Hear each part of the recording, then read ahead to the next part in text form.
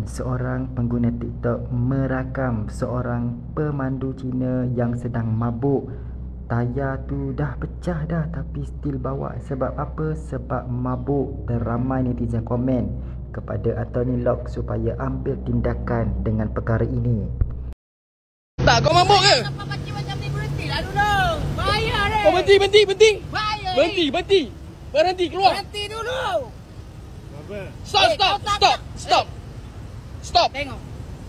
Stop. Tengok ke belakang ni. Stop, Saya stop. bacau. Betul. Stop. Stop dulu. Stop. Bodoh. Tengok dulu. Saya belakang ni. Bayar ni bagi pengendara lain. Bodoh kau. Hey, Kau you mabuk kan sekarang ni? Kau mabuk ke apa?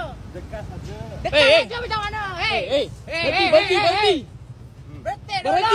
dulu. Jangan bawa. Berhenti dulu. Hei.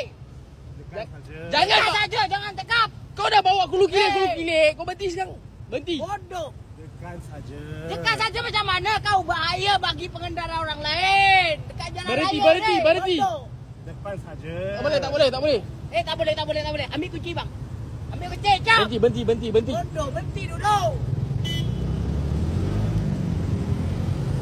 Dia mabuk bang. Saya tak mabuk.